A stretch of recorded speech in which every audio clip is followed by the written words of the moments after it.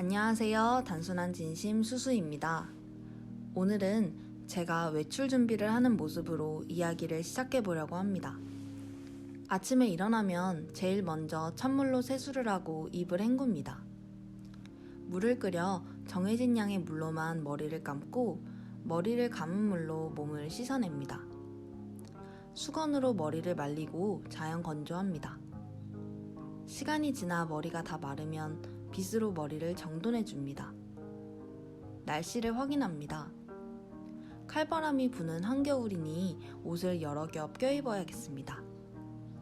내복을 입고 얇은 니트를 입고 두꺼운 니트를 입고 패딩을 입습니다. 넥 워머를 착용하고 장갑까지 착용해주면 한겨울의 외출 준비가 모두 끝났습니다. 친구들과 비교하면 저는 그야말로 자연인입니다. 화장품으로 얼굴을 꾸미지 않습니다. 샴푸와 향수로 몸에 향기를 더하지 않고 머리는 늘 검정색 단발머리입니다. 제가 가지고 있는 가을 겨울 옷은 이게 전부입니다. 항상 같은 옷을 입습니다. 사람들은 젊은 여자인 제가 안 꾸미고 사는 모습을 신기하게 봅니다. 저에게도 꾸미던 시기가 있었습니다. 머리를 길게 기르고 1년에 한 번씩 파마를 하기 위해 미용실에 갔습니다.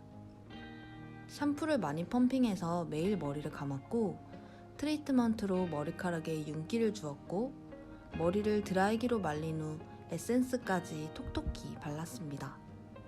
스킨, 로션, 선크림, 비비크림을 바르고 립스틱을 꼭 발랐습니다. 꽉 찬 옷장 속에서 여러 벌의 옷을 꺼내 전신 거울 앞에서 입어본 후 제일 마음에 드는 옷을 골라 외출을 하곤 했습니다. 준비하는 데는 최소 1시간 이상이 걸렸습니다. 그랬던 제가 어째서 이렇게 변하게 된 것일까요?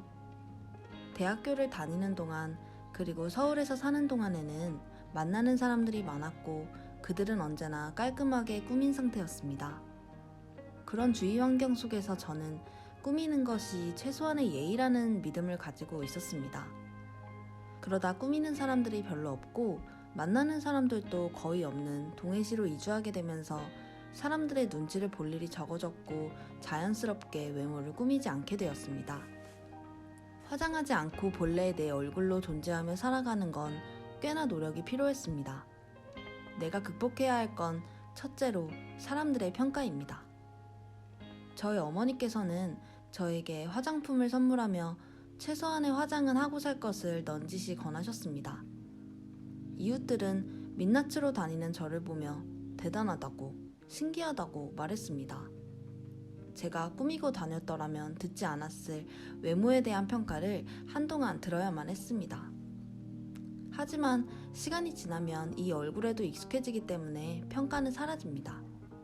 사실 저는 외모에 대한 평가를 듣는 것이 크게 불편하지 않았습니다. 왜냐하면 저와 가장 가까운 동반자인 현우도 꾸미지 않고 사는 사람이고 그는 저의 꾸밈 없는 모습을 가장 좋아해 주었기 때문입니다.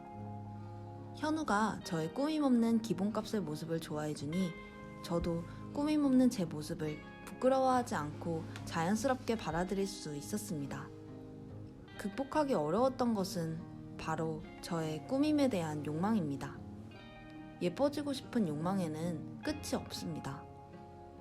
눈매를 또렷하게 만들어주는 화장품, 눈가를 화사하게 만들어주는 화장품, 다른 분위기를 만들어주는 여러 색상의 립스틱. 화장을 하면 할수록 나아지는 얼굴을 보면서 만족하는 동시에 불만족스러운 부분이 세세하게 눈에 들어오고 이내 또 다른 화장품을 계속 사들이게 됩니다. 화장품뿐만 아니라 옷도 마찬가지입니다.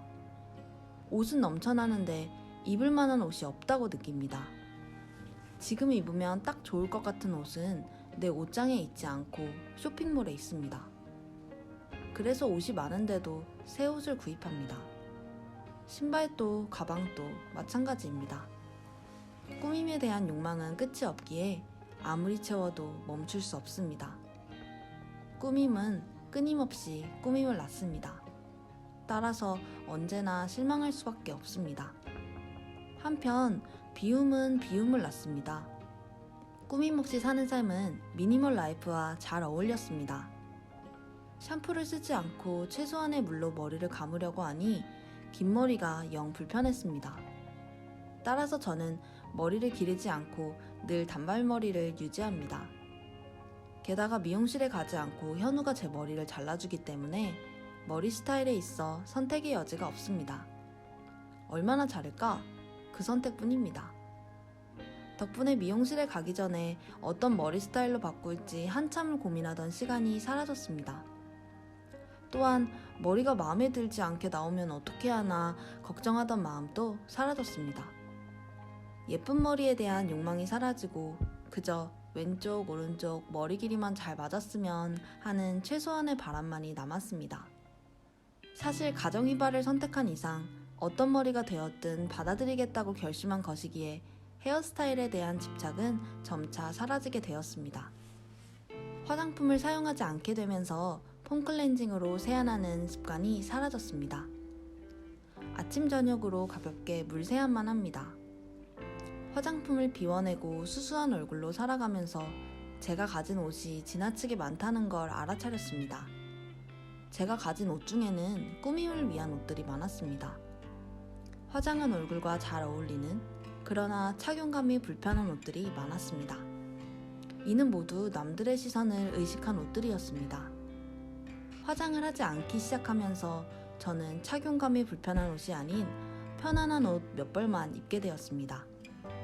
그렇게 더 이상 입지 않는 예쁜 옷들을 모두 비워냈습니다. 지금 제게 남은 옷은 수련하는 데 적절한 편안한 옷뿐입니다. 과거의 저에게 옷이란 꾸미는 도구였지만 지금의 저에게 옷이란 계절을 잘 날 수 있고 자연 속에서 힘차게 걸을 수 있고 요가와 명상 수련을 하는데 방해가 되지 않도록 도움을 주는 도구입니다.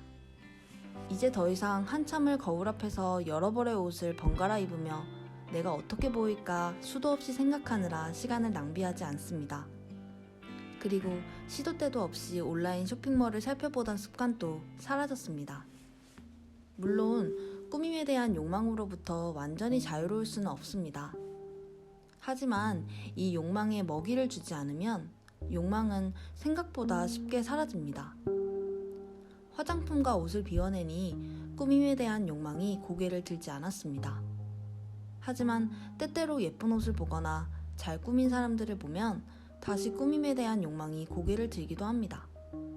꾸밈에 대한 욕망이 고개를 들었을 때 느슨한 마음으로 하나를 가볍게 채우면 또 다른 욕망이 생겨나고 그때부터 끊임없이 무언가가 필요해지기 시작합니다. 그렇게 삶의 군더더기가 많아집니다. 그러나 욕망이 고개를 들 때 먹이를 주지 않으면 욕망은 이내 고개를 숙입니다. 꾸미지 않고 살아가는 건 노력할 만한 가치가 있는 일입니다. 나 자신을 외모와 동일시하던 고질적인 습관을 내려놓게 되었기 때문입니다.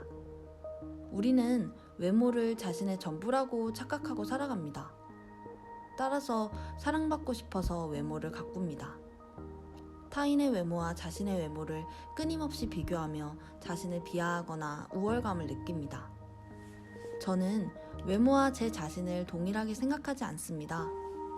외모는 사실 껍데기에 불과합니다. 시간이 흐를수록 얼굴에는 주름이 지고 피부는 푸석해지며 몸에는 군살이 붙습니다. 우리는 변하는 외모가 곧 자신이라고 생각하고 늙어가는 자신의 모습이 아름답지 않다고 믿고 노화를 두려워합니다. 외모의 변화를 막을 수 없다는 걸 알면서도 애를 쓰고 결국 실패하고 맙니다. 그렇게 두려움과 괴로움의 늪에 빠지게 됩니다. 이렇게 변하는 외모와 자신을 동일시하게 되면 변화에 휘둘리기 마련이고 불만족의 상태에서 결코 벗어날 수 없게 됩니다. 꾸밈에 대한 욕망을 내려놓고 나니 외모의 변화에 따라 기분이 달라지지 않게 되었습니다. 더 이상 손거울을 가지고 다니며 다른 사람들 눈에 내가 어떻게 보일지 신경 쓰지 않습니다. 외모에 대한 칭찬을 듣고 싶어 하는 마음도 타인의 외모를 보며 평가하고 판단하는 마음도 사라졌습니다. 나의 외모가 나의 전부가 아니고 타인의 외모가 타인의 전부가 아니라는 사실을 알기 때문입니다. 외모는 영원히 머무는 집과 같습니다. 집은 나를 표현하는 하나의 수단이 될 수 있지만 결코 나 자신이 될 수는 없습니다. 집의 외관이 사는 사람의 삶의 모습과 동일하지 않듯 외모도 마찬가지입니다. 그럼 이제 우리는 외모를 가꾸는 것이 아닌 영혼을 가꾸는 일에 대해 이야기할 필요가 있습니다. 꾸밈을 비워내고 있는 그대로의 내 모습을 받아들이며 만족한다는 것은 외모를 전혀 신경 쓰지 않고 방치하며 살아가는 것이 아닙니다. 우리는 누구나 아름다움을 추구합니다. 문제는 아름다움을 추구하는 방향성입니다. 얼굴이란 얼골, 즉 얼의 꼴이라는 단어에서 유래했습니다. 얼굴은 영혼이 표현된 모습입니다. 아무리 화려하게 꾸민 사람이라도 영혼이 병들어 있다면 얼굴은 아름답지 않습니다. 영혼이 맑고 깨끗하고 건강하다면 얼굴은 맑고 깨끗하고 건강할 것입니다. 언젠가 스님들의 생활이 담긴 다큐멘터리를 보았습니다. 눈에 파묻힌 겨울 시금치를 조심스럽게 캐내며 맑은 미소로 환하게 웃는 스님들의 얼굴을 바라보며 그들의 얼굴이 참 아름답다고 느꼈습니다. 저도 스님처럼 산뜻하고 맑고 생기 있는 얼굴을 가지고 싶다고 생각했습니다. 그들은 삭발을 했고 회색빛 단벌의 옷을 입고 화장하지 않은 자연인의 모습이지만 얼굴에서는 빛이 났습니다. 저는 그들을 보며 영혼을 가꾸기 위해서 우리는 무언가를 더하지 않아도 된다는 것을 깨달았습니다. 들꽃, 나무, 햇살, 구름, 하늘, 고양이, 바다, 호수, 아기, 그리고 스님의 맑은 미소는 아름답습니다.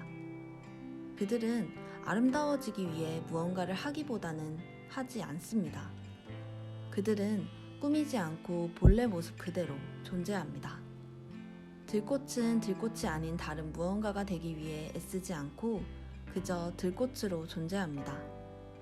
있는 모습 그대로 제 본성을 거스르지 않고 존재할 때에 존재의 수수한 아름다움이 풍겨나오고 그 아름다움으로 주변을 행복하게 합니다. 아름다움이란 억지로 꾸미지 않고 자신의 맑은 본성을 있는 그대로 드러낼 때 비로소 표현되는 것입니다. 저는 꾸밈을 비워내고 나서야 있는 그대로의 제 모습을 건강한 마음으로 마주할 수 있었고 더 나아가 고요한 내면의 아름다움을 만날 수 있었습니다. 우리의 내면은 그 자체로 아름답기에 겉모습과 상관없이 우리는 모두 아름답다는 것을 깨달았습니다. 그렇게 겉모습과 관계없이 나를 그리고 타인을 사랑할 수 있게 되었습니다. 사람에게는 그 자신만이 지니고 있는 특성이 있다. 그것은 우주가 그에게 준 선물이며 그 자신의 보물이다. 법정스님의 말씀입니다. 저는 지금의 제 모습이 참 좋습니다. 오똑한 코, 또렷한 눈매, 하얗고 깨끗한 피부를 가지고 있지는 않지만 저에게는 맑은 미소가 있습니다. 한때는 이 미소가 얼마나 귀한 것인지 알아차리지 못했습니다. 하지만 지금은 압니다. 저의 미소에는 부모님의 무조건적인 사랑, 그리고 저를 스쳐간 수많은 인연들의 보살핌이 담겨 있다는 것을 압니다.